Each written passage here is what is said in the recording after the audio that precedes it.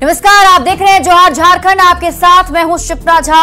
झारखंड के मुख्यमंत्री हेमंत सोरेन ने कहा है कि जो सेमीफाइनल जीता है जरूरी नहीं कि वो फाइनल भी जीते। तो बड़ा बयान आपको बता रहे हैं। दुमका में पत्रकार के सवाल के जवाब में सीएम हेमंत सोरेन ने कहा कि 3 राज्य में भले ही बीजेपी की सरकार बन गई हो, पर लोकसभा चुनाव में तस्वीर कुछ और ही होगी।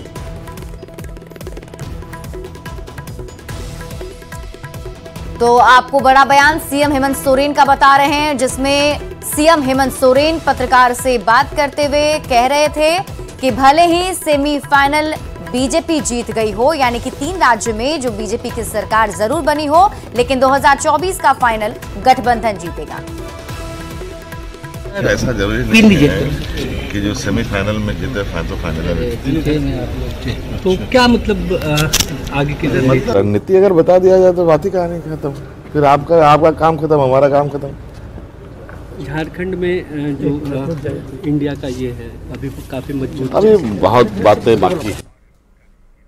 झारखंड के मुख्यमंत्री हेमंत सोरेन ने केंद्र सरकार पर झारखंड के विकास में रोड़े अटकाने का आरोप लगाया है। जामताड़ा में आपकी योजना आपकी सरकार कार्यक्रम को संबोधित करते हुए उन्होंने कहा कि कोयला कंपनियों पर झारखंड का 1,36,000 करोड़ रुपए बकाया है। इस रकम से झारखंड के विकास को नई रफ्तार मिल सकती थी, पर केंद्र सरकार ये रकम देने में जानबूझकर आनाकानी कर रही है। के द्वारा 1,36,000 करोड़ रुपया का बकाया हम जा करके थक गए, लेकिन उन लोगों ने पैसे देने के बजाय हमारी सरकार को ही उलटने का प्रयास शुरू कर दिया है। अगर 1,36,000 करोड़ रुपया जिस दिन हमें मिल जाता, उसी दिन हम मिटा देते इस राज्य का पिछड़ापन। और आज वो पैसा अगर हमें मिलता तो जो वृद्धजन को 1,000 रुपया दे रहे हैं, 1,000 के जगह हम उसको 2,500 रुपया पेंशन देते। अगर आज वो पैसा हमें मिलता तो आज हमारे प्रधानों का मानदेय बढ़ता। अगर वो आज पैसा मिलता तो इन हमारे विपक्षों ने गैस सिलेंडर 500 का सिलेंडर 1,200 कर दिया है, वो सिलेंडर भी हम आपको 500 रुपया में देते। लेकिन इसके लिए हमें और थोड़ी राजनीतिक ताकत को मजबूत करना होगा। जामताड़ा के नूतनडीह ग्राउंड में लगाए गए आपकी योजना आपकी सरकार के स्टॉल्स का सीएम हेमंत सोरेन ने जायजा लिया। वो कई सरकारी विभागों के स्टॉल पर गए, साथ ही ग्रामीण जनता से उनकी समस्याओं की भी उन्होंने जानकारी ली। उन्होंने ग्रामीणों से कहा कि वो सरकारी कैंपों में जरूर जाएं और अपनी हर समस्या का समाधान हासिल करें। इस मौके पर सीएम हेमंत सोरेन के सामने महिला किसान ने ट्रैक्टर चलाकर भी दिखाया और इस मौके पर झारखंड विधानसभा अध्यक्ष रविंद्रनाथ महतो भी मौजूद थे। यहां से फिर सीएम रांची लौट गए।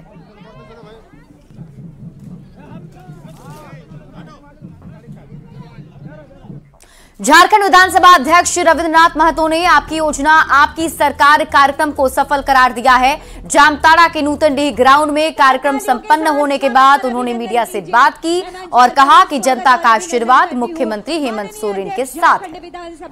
आदरणीय श्री रविंद्र प्रसाद महतो, आज का प्रोग्राम तो आपके सामने है। आपने देखा होगा कि हजारों हजार लोगों का भीड़ यहाँ पर उमड़ी है आदरणीय हेमंत सोरेन मुख्यमंत्री जी को देखने के लिए और इनके योजनाओं का लाभ लेने के लिए। और मैं समझता हूँ यही जनता का उनके प्रति विश्वास है, हेमंत सोरेन के प्रति लगाव है। अब इसी का रूप आप देख रहे हैं आज नाला के। तो गढ़वा के करकोमा पंचायत में आपकी योजना आपकी सरकार कार्यक्रम किया गया और इस मौके पर पेयजल और स्वच्छता मंत्री मिथिलेश ठाकुर ने ग्रामीणों के बीच करोड़ों रुपए की परिसंपत्ति बांटी। साथ ही जन जन तक विकास योजना का लाभ पहुंचाने का दावा भी किया। से विपरीत कभी सोचा नहीं गया था कि इतनी बड़ी संख्या में लोग हमारे राज्य में मूलभूत सुविधाओं से वंचित हैं। आज आप देख रहे हैं कि सभी लोगों को पूरी तरह से सर्जन पेंशन से आच्छादित कर दिया गया। आज पेंशन के लिए कहीं कोई आपको एक व्यक्ति को ढूंढने नहीं मिलेगा। विधवा पेंशन हो, वृद्धा पेंशन हो, हमारे जो विकलांग लोग हैं उनके लिए पेंशन हो, या और राशन कार्ड। पहले राशन कार्ड के लिए भी लोगों में मारामारी होती थी। अब हम लोगों ने पूरी तरह से राज्य सरकार की योजना ग्रीन राशन कार्ड से पूरे जरूरतमंद लोगों को, पूरे राज्य के एक एक कोने के लोगों को हम लोगों ने आच्छादित कर दिया। कांग्रेस के राज्यसभा सांसद धीरज प्रसाद साहू के लोहरदगा स्थित पैतृक आवास पर जियो सर्विलांस के साथ आयकर विभाग की टीम ने जांच शुरू की है। 11 बजे 3 गाड़ी में आयकर विभाग की टीम साहू परिवार के 3 सदस्य को लेकर पहुंची। आवास का गेट बंद कर जांच पड़ताल की जा रही है। फिलहाल परिवार के नजदीकी लोगों को भी अंदर आने की इजाजत नहीं है। आपको बता दें कि 6 दिसंबर से आयकर विभाग की टीम ने जांच शुरू की थी, जो 10 दिसंबर तक चली थी। वहीं आज एक बार फिर से रांची से पहुंची आयकर विभाग की टीम ने जांच शुरू कर दी है।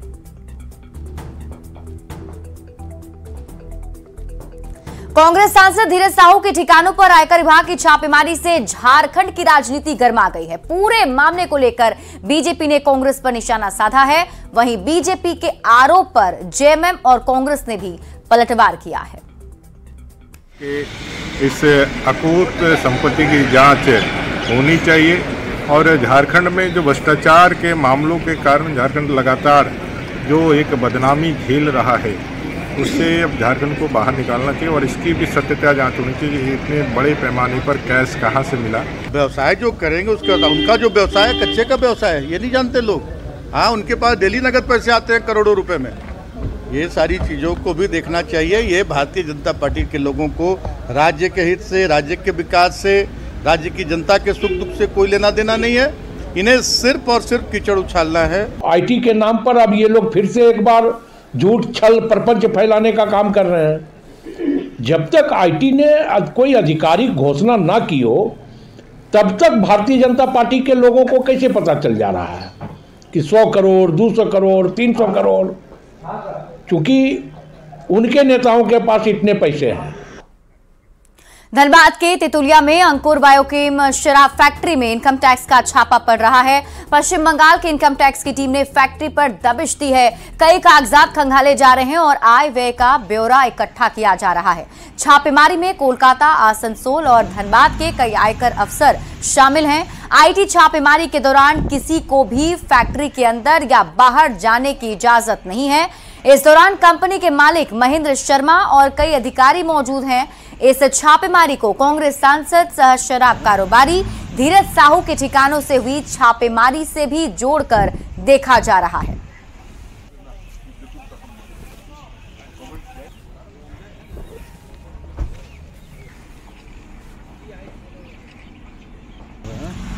तो आपको खबर बता दें जिसमें बताया जा रहा है कि एक बार फिर से अब निरसा के तितुलिया में भी IT विभाग का छापा पड़ा है। दरअसल अंकुर बायोकेम शराब फैक्ट्री में भी टीम की मौजूदगी है और वहां भी छापेमारी की जा रही है। आयकर विभाग की टीम यहां मौजूद है और सभी दस्तावेजों को खंगाला जा रहा है और इसका कनेक्शन भी धीरज साहू के से जुड़ा हुआ देखा जा रहा है, क्योंकि लगातार कांग्रेस के सांसद धीरज साहू के घर पर भी छापेमारी चल रही है। तो कांग्रेस सांसद धीरज साहू के ठिकानों से मिले कैश की गूंज लोकसभा में भी सुनाई दी। रांची के बीजेपी सांसद संजय सेठ ने लोकसभा में इस मामले को उठाते हुए कठोर कार्रवाई का आग्रह किया है। उन्होंने भ्रष्टाचार पर सोनिया गांधी और राहुल गांधी की चुप्पी पर भी सवाल उठाए हैं। साथ ही राष्ट्र की सुरक्षा का मुद्दा उठाते हुए झारखंड सरकार को तत्काल बर्खास्त किए जाने की मांग की है। 100 करोड़ रुपया कहां से आया? जवाब दो।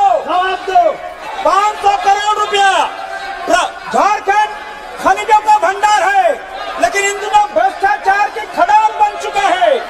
दीदी गठबंधन, जवाब दो। राहुल गांधी मुंह क्यों बंद हो गया है? सोनिया गांधी मुंह क्यों बंद हो गया है? जवाब दो। वहीं पड़ोसी राज्य छत्तीसगढ़ में आदिवासी मुख्यमंत्री के रूप में विष्णुदेव साय ने शपथ ली। झारखंड के आदिवासी संगठनों ने इसका स्वागत तो किया, पर यह भी कहा कि जो आदिवासी हित में बात करेगा वोट भी उसे ही मिलेगा। प्रयास ये करेंगे कि जो हमारे मुद्दे हैं हम लोग हर पार्टी को देंगे, चाहे वो धर्म को मुद्दा हो, जमीन का मुद्दा हो, यूसीसी का मुद्दा हो, और भी जो भी मुद्दे हैं, हमारी संस्कृति भाषा का मुद्दा हो, हम लोग उस मुद्दा को हर पार्टी को देंगे। और जो पार्टी इस मामले को उठाएगा तो हम लोग चाहेंगे कि भाई उसी का सीएम बने। हम लोग ऐसा प्रयास करेंगे। स्थानीय नियोजन नीति के संदर्भ में और आदिवासियों की जमीन के मुद्दे पर अभी तक समाधान नहीं हो पाया है। चाहे वो भारतीय जनता पार्टी आदिवासी सीएम बनाए या कांग्रेस पार्टी बनाए, लेकिन जो बढ़िया काम करेगा उसके समर्थन में रहेंगे। और जैसे अभी आपने राष्ट्रपति को आपने बनाया, लेकिन उसके बाद देख रहे हैं कि वन अधिकार का संशोधन हो रहा है। तो हम यही कहना चाहते हैं, जो भी पार्टी हो, आदिवासियों के हित में काम हो, तभी हम उसकी समर्थन करेंगे। झारखंड में आदिवासी मुख्यमंत्री आदिवासियों के न्याय के सवाल पर, उसके अधिकार के सवाल पर, उसके विकास के सवाल पर, रोजगार के सवाल पर, पलायन और विस्थापन के सवाल पर, जल जंगल जमीन के सवाल पर काम नहीं हो पाया है। तो हमें ये मान लेना, ये सोच लेना कि आदिवासी मुख्यमंत्री बन जाएंगे तो आदिवासियों का मसला हल हो जाएगा और राज्य में जो मूलवासी निवास करते हैं उनके मामले हल हो जाएंगे। मूलवासियों का एक बड़ा सवाल है, तो हम लोग ये मानेंगे कि भाई छत्तीसगढ़ में आदिवासियों के साथ साथ मूलवासियों का भी विकास होगा, उनके मामले हल होंगे। और हम लोग ये उम्मीद झारखंड से भी करते हैं। धनबाद के लोयाबाद थाने के एएसआई मनोज मिश्र को एसीबी ने 10,000 रुपए घूस लेते रंगे हाथ गिरफ्तार कर लिया है।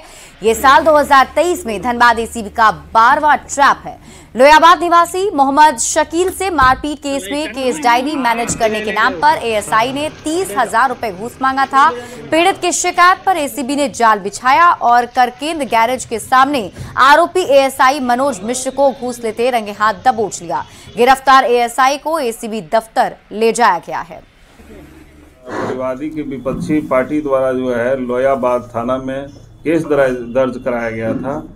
तो उस केस में इनके सारे परिवार के नाम शामिल थे, जिसमें कुछ नाम को हटाने के लिए वहाँ के छोटा बाबू हमसे 30,000 रुपये की डिमांड कर रहे हैं। उनके आवेदन पर जो है जांच पड़ताल और सत्यापन कराया गया, बातें सही पाई गई।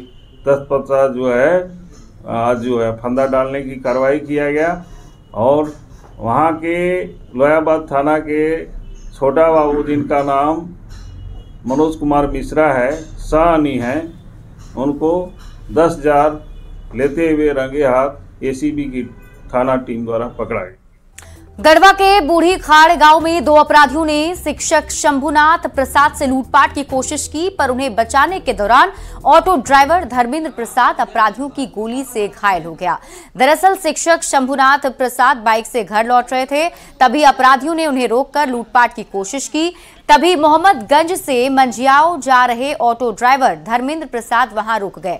इसी बीच अपराधियों ने उन पर गोली चला दी, जो उनके पैर में लग गई। गंभीर रूप से घायल ऑटो ड्राइवर को गढ़वा सदर अस्पताल में एडमिट कराया गया। किसी और का बैग छीन रहा था? हाँ, हम रोक दिए टेम्पू। उसमें 3-4 लेडीज था, 2 जेंट्स था मेरे पास टेम्पू में जी। तो मैं बोला कि भाई काहे से कर रहे हो, बस चला दिया गोली चला दिया। तो सवारी लोग कह रहे हैं कि भागो भागो भागो। मैं उसी जूता पहना था, लथपथ था खून से, और मैं भागना स्टार्ट कर दिया। अच्छा, वैसे ही भागे आप वहाँ से? फिर मेरे को माइंड ने काम किया कि मैं क्या करूँ। 2 बदमाश आए, एक बाइक में बैठ के पीछे से पकड़ लिए जी और गाली गलौज करने लगे और बैग दो मार के जाने लगे। आप अकेले थे उस समय? हम अकेले थे जी बाइक पर जी। और थोड़ा सा गाड़ी जैसे स्लो हुआ तो रोकने की कोशिश की, जब तक हम समझ पाते क्या हो रहा है। मेरा दोस्त पकड़ा है कि दुश्मन पकड़ा है जी। वैसे उतर करके उधर से जो है धार सीधा मेरे छाती में कस के एकदम मार दिया। दुमका के श्यामपुर उत्क्रमित प्राथमिक स्कूल के छात्र छात्राओं से झाड़ू लगवाने का मामला गरमा गया है। न्यूज 18 की खबर पर डीईओ ने स्कूल के हेडमास्टर से जवाब तलब करने की बात कही है, पर कार्रवाई को लेकर उन्होंने गोल मटोल जवाब दिया है। इस तरह की शिकायत मिलती है तो सर्वप्रथम बच्चों के स्वास्थ्य पे क्या प्रभाव पड़ता है, उनके मानसिक पे क्या प्रभाव पड़ता है, इस पर चर्चा करते हुए अगर इस प्रभाव पड़ता है तो कार्रवाई की जाए। तो छात्र तो पढ़ाई करने के लिए पहुंचते हैं ना, तो वो फिर साफ सफाई में उसको इन्वॉल्व फिर क्यों? हाँ, इसको हम जांच लेते हैं इसमें। क्या ऐसा कोई किया अगर फिर क्यों ऐसा किया जाता है? अगर अभिभावक और बच्चे और शिक्षक एसएमसी अगर डिसाइड करती है कि बच्चों से उनके मानसिक जो उनका जो मेंटल डेवलपमेंट के लिए अगर ये किया जाना अच्छा है तो फिर इसमें बच्चों से कराया जा सकता है। सिमडेगा में 2 जंगली हिरण का शिकार करने वाले आरोपी जगदेव सिंह को वन विभाग ने गिरफ्तार कर जेल भेज दिया है। जगदेव सिंह ने 2 हिरण की जान ले ली थी और उसके शरीर से खाल और सिंग निकाल रहा था, तभी वन विभाग ने उसे गिरफ्तार कर लिया है।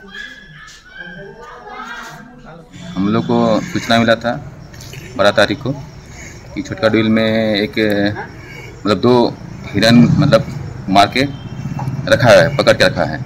तो जैसे हम लोग सूचना मिला तुरंत हम लोग अपना जो भी वनकर्मी था साथ ले गए। तो जैसे हम लोग पहुँचे तो देखा कि लोग उसको काट पीट रहा था, हिस्सा लगा रहा था।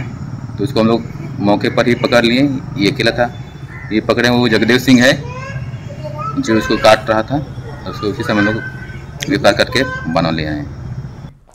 खूंटी में चक्रवाती तूफान मिचोंग के दौरान हुई बारिश ने किसानों की उम्मीदों पर पानी फेर दिया है। जिन किसानों ने खेत में धान छोड़ दिया था वो पानी में डूबकर बर्बाद हो रहे हैं। खलिहान में रखी गई धान की फसल में कीड़े लग रहे हैं। ऐसे में किसान धूप का इंतजार कर रहे हैं ताकि बारिश में गीली फसल सूख सके। वहीं कृषि विभाग ने आवेदन मिलने पर मदद की बात कही है। नहीं कटा हुआ है तो उनको तो थोड़ा मोड़ा बच भी गया, बाद बाकी तो सारा जिनका धान कटा हुआ है सब पानी में डूबा हुआ है। वो अंकुर के बेकार हो जाएगा, सड़ जाएगा, गल जाएगा। जीने का साधन नहीं है, कुछ खाने पीने का साधन नहीं मिलेगा, इससे और क्या हो सकता है। इसलिए तो हम लोग का सारा जीने का श्रेय खेती बाड़ी पर ही डिपेंडेंट करता है। नुकसान की कोई किसी तरह का सूचना नहीं प्राप्त हुआ है। यदि किसानों के द्वारा किसी तरह के भी नुकसान की सूचना प्राप्त होती है तो उनके आवेदनों को भेज करके सरकार के द्वारा जो भी लाभ पहुंचाया जाता है या उन्हें मुआवजा दिया जाएगा उसके लिए मैं कोशिश करूंगा। पिछले दिनों जो मिचोंग के दौरान बारिश हुई उसने किसानों की परेशानी बढ़ा कर रख दी है। किसान की जो धान के फसल थे वो अगर खेत में लगे हुए हैं तो उसे भी, और जो किसान धान की फसल को काटकर खलिहान में लाए थे उसे भी बचाने में किसान लगे हुए हैं। आप देख सकते हैं कि किसान किस तरह से वहां से खेत से तो काट कर ले आए, लेकिन बारिश में इनकी फसल बर्बाद हो रही है। बारिश के कारण फसल जो यहाँ लग गई खड़ी रही, रखा गया, उसमें भी चूहा लग गया और कीड़ा मकोड़ा हुआ है। और ये जो अब किसान बस फिर भगवान के भरोसे हैं कि ताकि ये धूप हो और किसानों का जो फसल सूख पाएगा और उससे ये फसल को तैयार करेंगे। कृषि विभाग भी मानती है कि बारिश के दौरान फसल का नुकसान हुआ है, लेकिन अब तक किसी किसान के द्वारा आवेदन या मुआवजा की मांग नहीं की गई है, जिसके कारण विभाग कुछ नहीं कर पा रही है। और विभाग भी का कहना है कि अगर किसी किसान के द्वारा आवेदन मिलता है तो उस पर फिर उचित कार्रवाई की जाएगी। शैलेश कुमार, न्यूज 18, खूंटी। राज्य के खेलगांव में JSSPS की ओर से मिशन ओलंपिक की तैयारी तेज हो गई है। हाल में आर्मेनिया में हुए जूनियर वर्ल्ड बॉक्सिंग चैंपियनशिप में सिल्वर मेडल जीतने वाली सिमडेगा की बॉक्सर बिटिया अमीशा किरकिट्टा जोर शोर से ओलंपिक की तैयारी में जुटी हुई है। न्यूज 18 से बातचीत में अमीशा ने बताया कि उसका सपना 2028 में ओलंपिक में देश का परचम लहराने का है। उनसे बात की है न्यूज 18 संवाददाता संजय सिन्हा ने। हॉकी, तीरंदाजी और फुटबॉल के बाद अब झारखंड की बेटियों ने बॉक्सिंग की दुनिया में भी अपनी मौजूदगी दर्ज करा दी है। मिलिए झारखंड की बॉक्सर अमीशा किरकिट्टा से, जो मूल रूप से सिमडेगा की रहने वाली है, लेकिन आर्मेनिया में आयोजित जूनियर वर्ल्ड बॉक्सिंग चैंपियनशिप में यहाँ पर सिल्वर जीत कर लौटी है। लगता है कि प्रशिक्षण क्या वास्तव में अंतर्राष्ट्रीय स्तर का है? जी जरूर, हाँ है। अब अमीशा की अगली तैयारी क्या है? मेरा अभी नेशनल के लिए तैयारी कर रही हूँ मैं, जो अभी दिल्ली में होगा उसका, और फिर नेशनल के बाद मैं 2028 ओलंपिक के लिए तैयारी कर रही हूँ। उसमें मैं जरूर मेडल लेके आऊंगी इंडिया के लिए। क्या बात है, ओलंपिक की तैयारी। अच्छा, अमीशा के जो पापा हैं क्या करते हैं? फार्मर है। फार्मर है। मम्मी? मेरी मम्मी हाउसवाइफ। तो पापा की लगन, अपने पापा को पदक दिखाया? हाँ। क्या बोले? बहुत बढ़िया, अच्छा किया। फर्स्ट टाइम एक्सपोजर था, बहुत अच्छा किया, पर भी नेक्स्ट टाइम के लिए वेट नहीं करना है, गोल्ड लेकर आना है। पापा का साफ है कि सिल्वर से नहीं मानेंगे, गोल्ड लेकर ही आना है। हाँ, गोल्ड चाहिए। चाहे सिमडेगा हो, चाहे लोहरदगा हो, कहीं भी ट्राइबल एरिया का बच्चे इधर है और इनका अंदर सब कुछ है, खाली इनको ये करना है। तो मुझे आज उम्मीद है जो JSPS जिस मिशन के लिए जो ये प्रोग्राम चला रहा है 2028 ओलंपिक के लिए, और ये कामयाब होगा। मिशन ओलंपिक हमारा लक्ष्य है JSPS की, इसमें अभी फिलहाल हमारे पास 10 स्पोर्ट्स एकेडमी है, जिसमें एक बॉक्सिंग भी है, जिसमें हमारी अमीषा क्रिकेटर ने पूरे विश्व में अपना परचम लहराया है। एक नहीं 43 अमीषा तैयार हो रही हैं देश के लिए खेलने के लिए, ओलंपिक में खेलने के लिए।